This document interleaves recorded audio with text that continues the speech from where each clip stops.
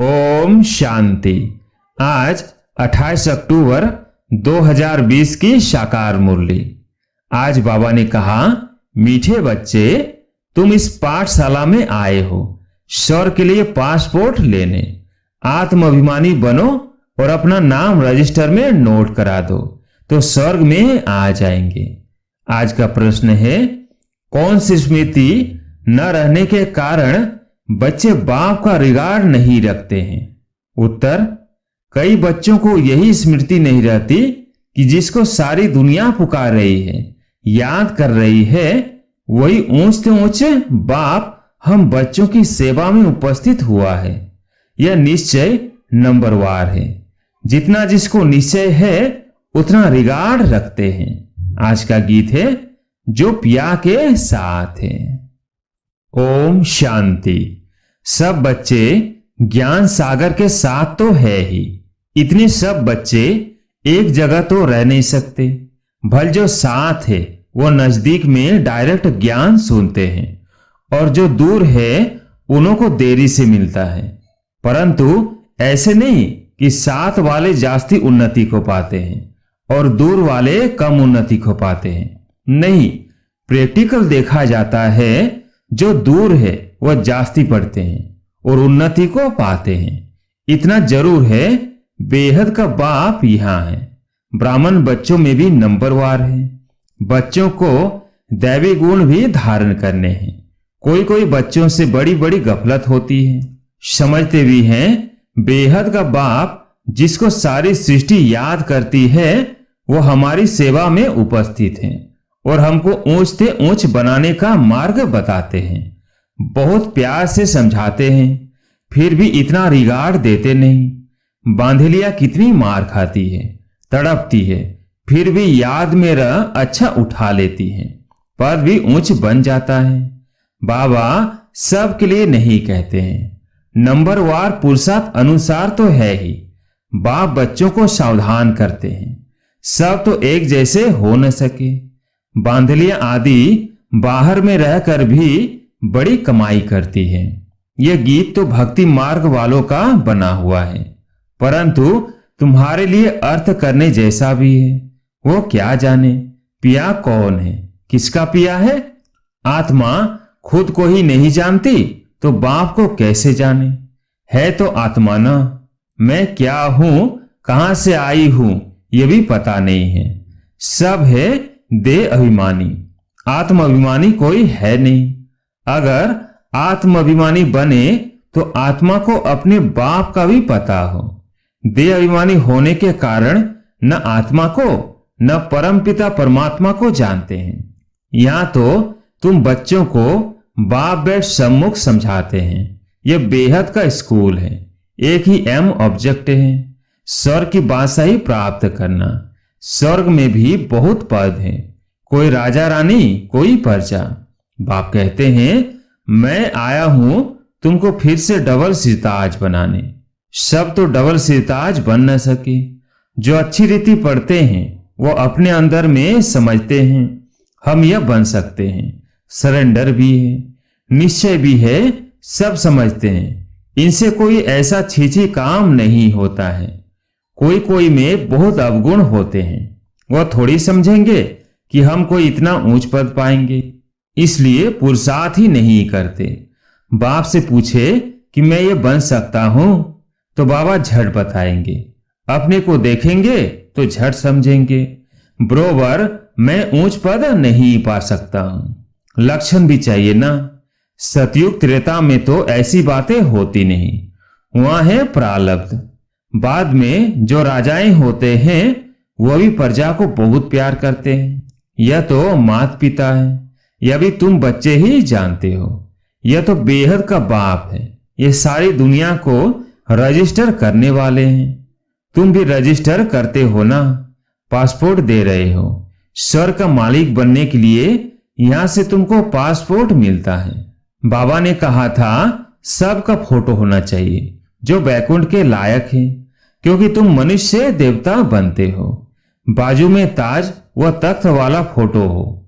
हम यह बन रहे हैं। प्रदर्शनी आदि में भी यह सैंपल रखना चाहिए। यह है ही राजयोग।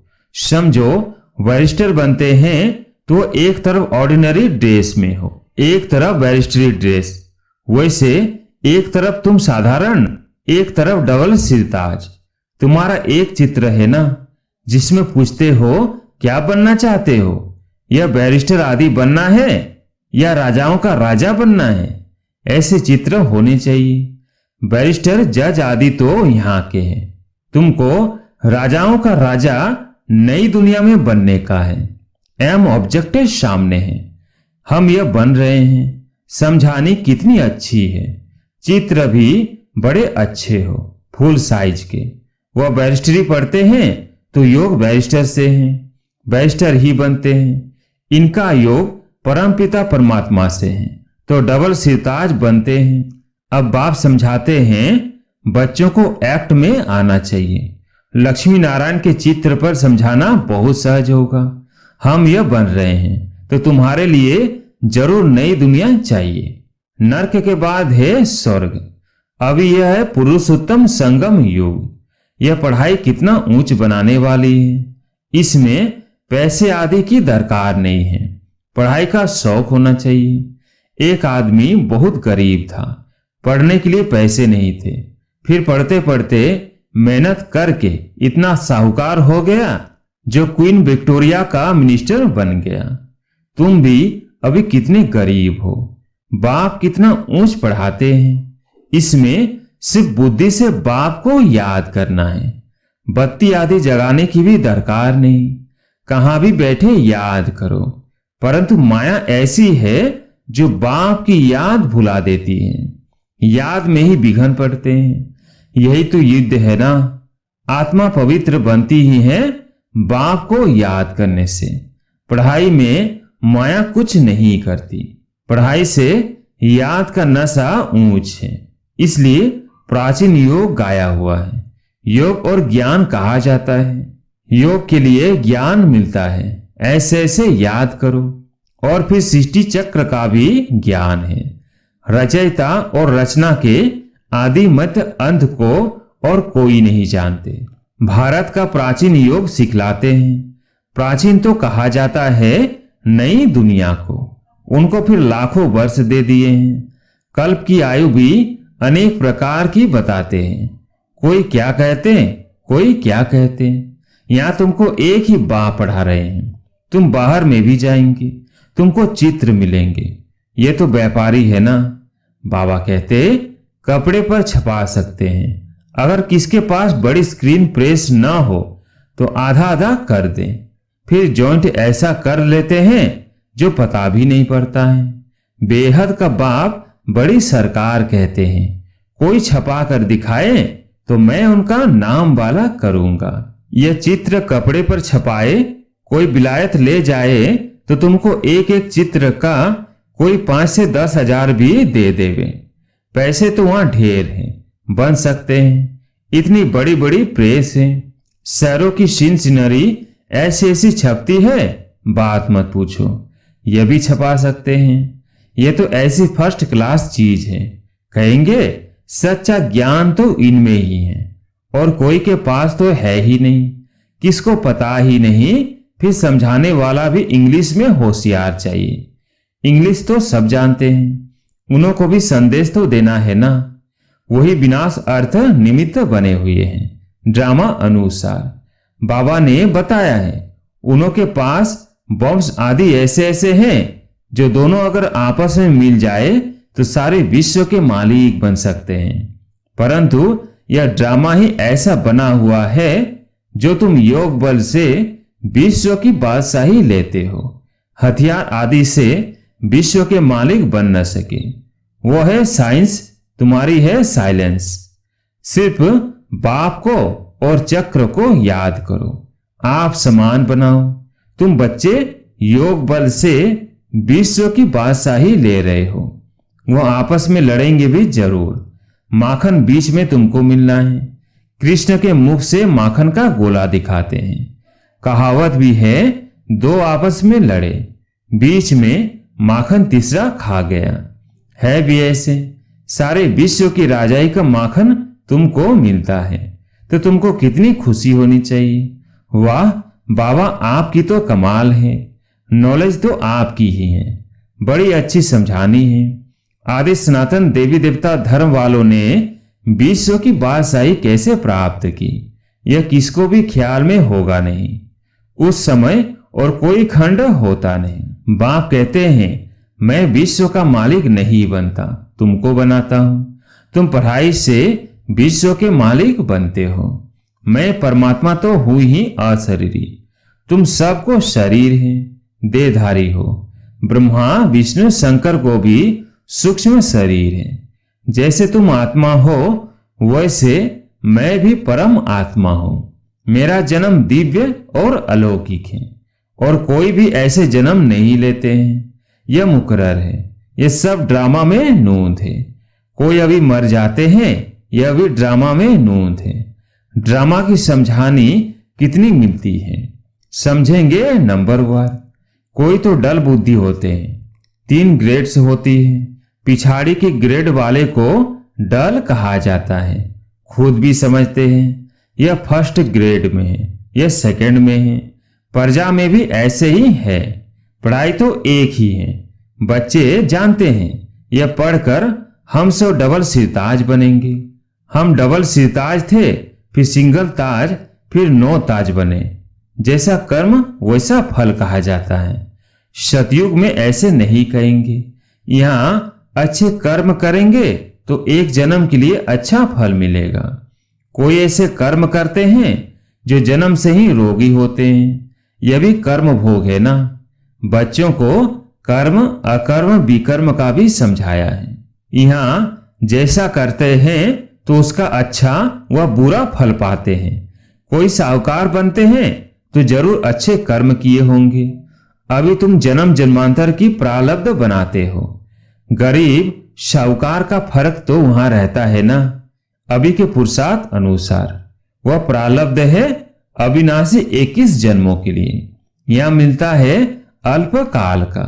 कर्म तो चलता है ना, यह कर्म क्षेत्र है। सतयुग है स्वर्ग का कर्म क्षेत्र, वहां विकर्म होता ही नहीं। ये सब बातें बुद्धि में धारण करनी है।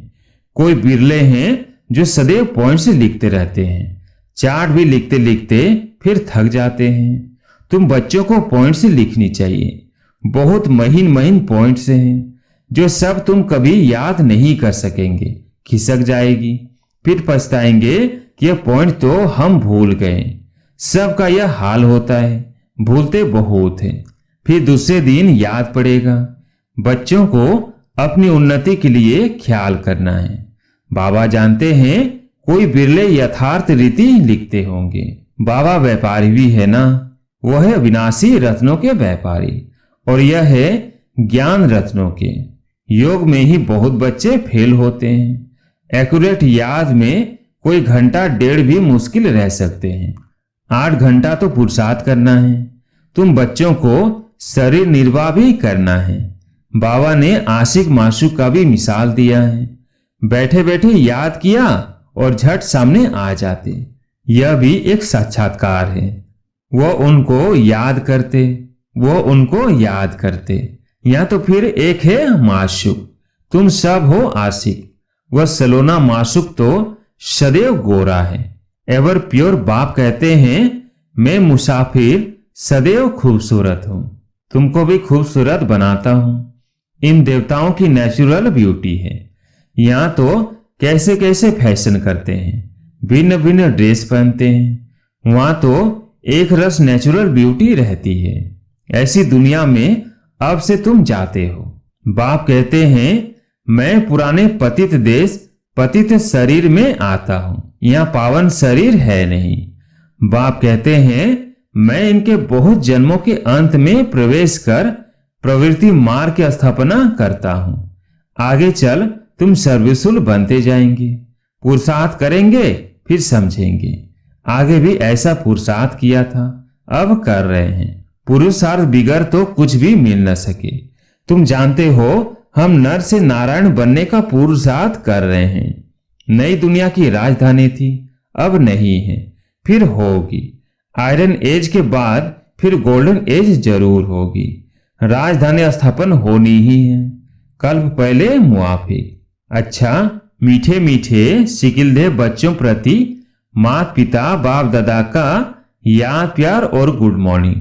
रूहानी बाप की रूहानी बच्चों को नमस्ते। हम रूहानी बच्चों की रूहानी बाप दादा को याद प्यार गुड मॉर्निंग नमस्ते नमस्ते। धारणा के लिए मुख्य सार। पहला पॉइंट, सरेंडर के साथ साथ निश्चय बुद्धि बनना है। कोई भी छीछी काम न हो, अंदर कोई भी अवगुण न रहे, तब अच्छा पद मिल सकता है। दूसरा पॉइंट, ज्ञान रत्नों का व्यापार करने के लिए बाबा जो अच्छी अच्छी पॉइंट्स सुनाते हैं उन्हें नोट करना है, फिर उन्हें याद करके दूसरों को सुनाना है। सदा अपनी उन्नति का ख्याल करना है। आज प्यारे मीठे बाबा का वरदान, वायरलेस सेट द्वारा विनाश काल में अंतिम डायरेक्शन को कैच करने वाले वॉइसलेस भव। वायरलेस सेट द्वारा विनाश काल में अंतिम डायरेक्शन को कैच करने वाले वॉइसलेस भव। विनाश के समय अंतिम डायरेक्शन को कैच करने के लिए वॉइसलेस बुद्धि चाहिए। जैसे वे लोग वायरलेस सेट द्वारा एक दूसरे तक आवाज पहुंचाते हैं। यह है वॉइसलेस की वायरलेस। इस वायरलेस द्वारा आपको आवाज आएगा कि सेफ स्थान पर पहुंच जाओ। जो बच्चे बाप की याद में रहने वाले वॉइसलेस हैं, जिन्हें अशरीरी बनने का अभ्यास है, वे विनाश में विनाश नहीं होंगे, लेकिन स्व इच्छा से शरीर छोड़ेंगे। आज का स्लोगन, योग को किनारे कर कर्म में बिजी हो जाना, यही अलबेलापन है। योग को किनारे कर कर्म में बिजी हो जाना, यही अलबेलापन है। अच्छा, ओम शांति।